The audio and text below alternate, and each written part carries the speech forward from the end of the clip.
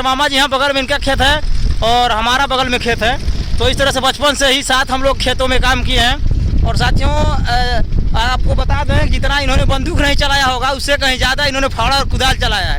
इसलिए भुजाओं में इतनी ताकत होती है हमारे देश के जवानों की कि लोग कहते हैं ना, एक हमारा जवान हज़ारों दुश्मनों पर भारी पड़ जाएगा।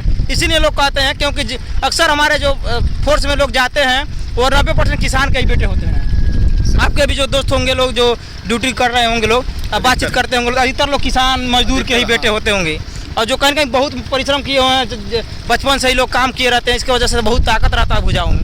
देखिए ड्यूटी करते हैं, उसके बावजूद घर पे आते हैं, घर पे भी काम करते हैं, किसी भी तरह का कोई घमंड नहीं, किसी भी तरह का कोई दिखावा नहीं। और यही तो हमारे देश के जवानों की खूबसूरती है।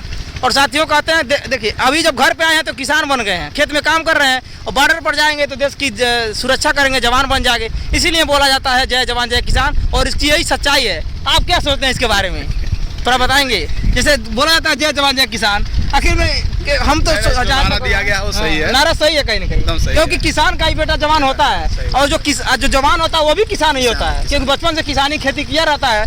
जैसे हम लोग भी बहुत मेहनत किए कि फोर्स में जाएंगे, सपना हम लोग का भी था। लेकिन जब अग्निवीर जब मोदी जी ला दिए, उसके बाद सपना सकना चूर हो गया। कौन जाएगा 4 साल के लिए नौकरी करने के लिए? बताइए, इतना मेहनत करते हैं हम लोग, दौड़ते हैं धूपते हैं, और 4 साल के लिए नौकरी पर जाएंगे, उसके बाद घर पर आकर लौट जाए तो अच्छा नहीं लगेगा। लोग ताना मारेंगे, भला बुरा लोग कहेंगे। जब इनका 14 साल हो गया अभी ड्यूटी करते हुए, इनके दौर में तो अग्निवीर था नहीं। लेकिन अगर आपके दौर में अग्निवीर रहता तो क्या आप जाना पसंद करते? नहीं। आज के युवा कहीं कहीं अग्निवीर से लोग घबरा गए हैं। नहीं, पहले रोड पर, हमारे गांव के जो रोड है, जो हाईवे है, मेन रोड है, उस पर रोजाना भीड़ रहता था। बच्चे दौड़ते थे कि हमको भी फोर्स में जाना है, आर्मी में जाना है, एसएसबी में जाना है, बीएसएफ में जाना है। लेकिन आज के दौर में लोग नहीं दौड़ रहे हैं। कह रहे हैं लोग कौन जाएगा 4 साल के लिए, इतना मेहनत कौन करेगा? तो आप क्या सोचते हैं, अग्निवीर सही है कि मतलब इसमें कुछ सुधार करने की जरूरत है? क्या है सरकार से क्या कहना चाहिए? नहीं, अग्निवीर तो डेट बढ़ाना चाहिए, डेट बढ़ाना 18 साल करना चाहिए। क्योंकि अगर देखा जाए साथियों तो 5 साल के लिए नेता चुना जाता है, सांसद विधायक होता है, 5 साल के लिए चुना जाता है। और 5 साल के बाद अगर वो हार भी जाता है तो पेंशन मिलता है, उसे तमाम तरह की सुविधाएं मिलती हैं। लेकिन अग्निवीर को इस तरह की कोई सुविधा नहीं है, ना ही उसे पेंशन मिलेगी, ना ही किसी तरह की सुविधा मिलेगी। अगर वो शहीद भी हो जाता है बॉर्डर पर देश की सुरक्षा करते हुए, तो उसे शहीद का भी दर्जा नहीं मिलेगा। तो ये कितना अपमानजनक ये बातें हैं। चूँकि जवान है, समझते हैं जवानों का दर्द, क्योंकि कितना लोग घर परिवार को त्याग कर लोग जाकर बॉर्डर पर जान जोखिम में डालकर देश की सुरक्षा करते हैं। तो अपने आप में बहुत बड़ी बात होती है। क्योंकि बताइए कब क्या ठिकाना है, कब आतंकवादियों का हमला हो जाए, कब तमाम तरह की घटनाएं घटती हैं, तमाम देश के जवान शहीद होते हैं। तो अपने जवान अगर अपनी जान कुर्बान करता है तो उसके बदले में भी उसे सम्मान मिलना चाहिए। हाँ, आप वही हैं, देश के लिए अपना घर परिवार छोड़कर जाते हैं। अगर आप शहीद हो गए, आपको शहीद का दर्जा नहीं मिले, तो बताइए कितना दुख होगा? वो दुख नहीं होगा? घर परिवार के लोग क्या यही तो आशा करते हैं कि हमारा बेटा गया देश के लिए, भले मर जाए लेकिन उसे सम्मान मिले।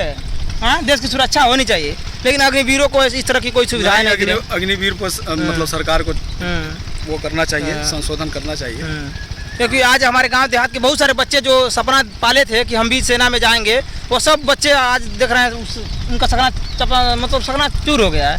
कहाँ कोई जा रहा है? हम लोग भी बहुत दौड़े हैं। हम भी आपको बता दें, आर्मी के लिए हम लोग इतना दौड़ लगाए हैं। लेकिन जब लॉकडाउन लगा, लॉकडाउन के बाद 2 साल तक बंद हो गया, वैकेंसी नहीं आई। उसके बाद मोदी जी ला दिए अग्निवीर। तो अग्निवीर जब आ गया तो बताइए कौन जाएगा? सब आदमी का हौसला टूट जाता है कि आदमी मेहनत कर रहा है इतना, और 4 साल के लिए देश की सेवा करेंगे, उसके बाद घर पर बैठ जाएगा तो कोई मतलब है? बताइए। तो इस तरह से चूँकि जवान है इसलिए इनसे हम बातचीत कर रहे हैं, क्योंकि ये जानते हैं जो भी तमाम वहाँ पर देश में जो सैनिक होते होंगे लोग, इनके जो भी फ्रेंड होते होंगे लोग, इस पर चर्चा जरूर होता होगा कि जो इस तरह की जो योजनाएँ हैं सरकार को, तमाम जगहों पर विरोध भी हुआ है। तमाम प्रदेशों में भाजपा हारी है, क्योंकि अग्निवीर वहाँ पर जैसे हिमाचल प्रदेश में इस बार बहुत बड़ी संख्या में भाजपा हारी है। अपने यूपी में देखिए 37 सीटों पर भाजपा हारी है। क्यों हारी है? क्योंकि हमारे जो नौजवान हैं वो कहीं कहीं से बहुत नाराज़ हैं, और सरकार को इस पर ध्यान देने की जरूरत है। क्योंकि हम लोग किसान के बच्चे हैं, खेती करते हैं, तो हमारी भी जिम्मेदारी बनती है कि जो हमारी समस्याएँ हैं, जो हमारे नौजवानों की समस्याएँ हैं, देश की समस्याएँ, इस पर बातचीत किया जाए। क्योंकि पढ़े लिखे जागरूक इंसान होने के नाते हम सबकी जिम्मेदारी बनती है। आज किसानों की हालत साथियों इतनी दयनीय है, इसलिए कोई खेती नहीं करना चाहता। लेकिन चूंकि हमारे पास खेती है, हम लोग बचपन से खेती करते आए हैं, तो उसी में पले बड़े हैं, तो आज भी करना पड़ता है खेती। और खेती करेंगे नहीं तो दूसरा के कोई व्यवसाय तो है नहीं, कोई बड़े बिजनेसमैन तो हम लोग हैं नहीं, कोई दूसरा उद्योग धंधा तो है नहीं, इसकी वजह से खेती करना पड़ता है। लेकिन देखा जाए खेती लोग बहुत लोग आज खेती से दूर भाग रहे हैं। लेकिन आज भी कुछ ऐसे नौजवान हैं जो खेती को अपनी कहीं न कहीं बचा कर रखे हैं, और होना भी चाहिए, क्योंकि जिस देश का किसान संपन्न नहीं होगा वह देश कभी खुशहाल नहीं हो पाएगा। आज अमेरिका, जापान, जर्मनी, आज जो इजराइल जो इतने आज आगे चल गए, क्यों गए हैं? क्योंकि वहाँ का किसान इतना उनको सम्मान मिल रहा है, इतना बढ़िया तकनीकी मिल रही है, तमाम तरह की सब्सिडी मिल रही है, तभी तो लोग वहाँ के किसान इतना आगे हैं। हमारे वहाँ किसान लोग गरीब हैं, मजदूर हैं, खेती करने वाला व्यक्ति अच्छा से भोजन नहीं कर पाता है।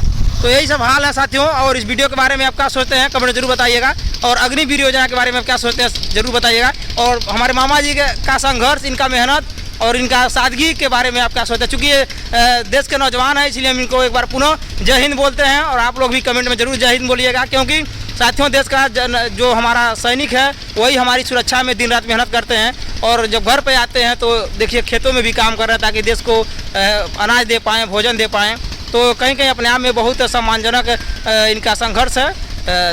धन्यवाद दोस्तों, जय हिंद।